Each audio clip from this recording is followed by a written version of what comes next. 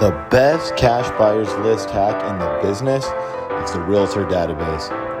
Whether you're just getting started in wholesale real estate or you've been doing deals for years, this will be the biggest game changer to selling your wholesale deals, period.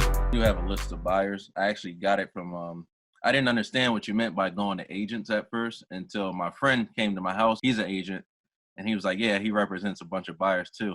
So I was like, oh, okay. So then I started, calling around agents and stuff, and they were like, yeah, just call me and they'll give the deal to their buyers. So what do you have right now for your buyers list? I have about 25.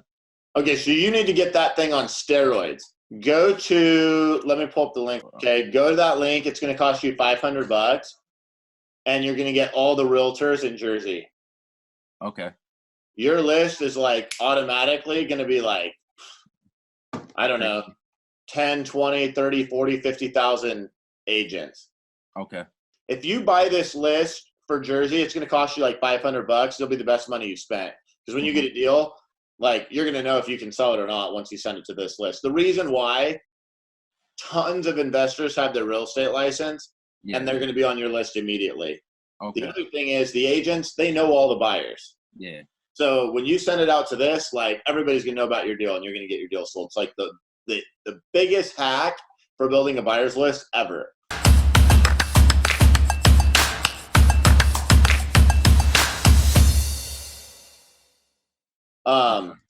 Make sure you snag that like right away. Use SendGrid. MailChimp is really good, but the problem with MailChimp is a lot of the mail providers, if you upload, 20,000 records or less, anything over like a couple thousand, which most of these are going to be way more than that, and you send email to them, you're going to get tons of people clicking unsubscribe, unsubscribe, unsubscribe, spam, blah, blah, blah. And MailChimp or whatever service you just signed up for, they're going to shut your account down. It's going to be super frustrating. A lot of times they'll shut your account down before it even sends all the emails. Like if you get a list and there's 40,000 agents on that list for your market, it might send 2,000 and so many people are unsubscribing that it stops your campaign and they remove you. It's a pain in the butt. So SendGrid, I found, is the best for when you're starting, that they won't do that. So use SendGrid. And then what you want to do is as people unsubscribe and opt out, that kind of cleans it up. And then later, if you want to go to MailChimp or something else, after you've sent, 10 or 15 properties through and kind of cleaned off all those people that unsubscribe, then you'll be fine. Like right now, I mean, my list is, a decade old or whatever. It's 20,000 people on that list. Every time I send a property, I'll have like 2 or 3 people unsubscribe. MailChimp doesn't care because that's such a small percentage. And they know that even though those people, they probably actually opted in, they probably moved or they got out of real estate or like whatever. But if you send out, and you're getting 10% of the people you're sending to are opting out, that tells the email provider like, hey, these people probably didn't opt in. So you got to kind of hack that. And SendGrid is definitely the best one to do that. We just recently, in the last year when in Indianapolis, we went through like 3 MailChimp accounts, and then we went through couple other accounts, and we were getting shut down. Finally, we found SendGrid, and we haven't had any problems. So SendGrid is where I would start. So grab that list, use SendGrid, and you'll be ready to go. And I would get that right away, even before you get your next deal, because it might take you a day or two to set that up. And when you get that next deal, you want to be firing it out within 24 hours. And SendGrid is how you send your deals out. Yeah. So you would go here, buy this list. It's going to be a downloadable Excel spreadsheet. Then you're going to go into SendGrid and you're just going to upload that list and title it, Jersey buyers list or whatever, and you're ready to go. And you can also add your other 25 people to that list, right? And maybe you want to start a VIP list of those 25 people and anybody else. As you start doing a lot of deals, in my experience, I don't like to deal with VIP lists. Okay. The reason why is if I go to my repeat buyers and my kind of whoever's, they're going to give me offers, but I'm not going to get top dollar. If I send it to everybody, including them, I'm going to get top dollar.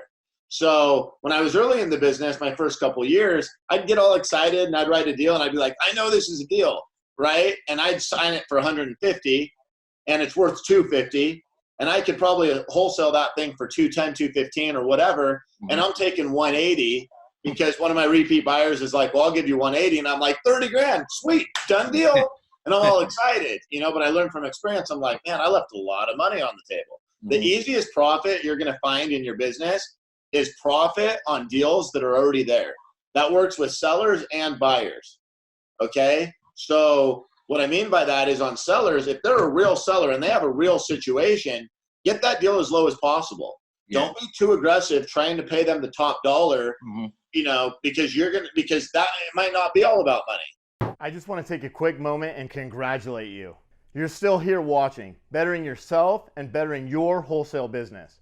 If you're getting something out of this, please hit that little like button down there. Then on the other side, click subscribe, and next to it, tap that little bell, and you're gonna get notifications every time we drop a new episode.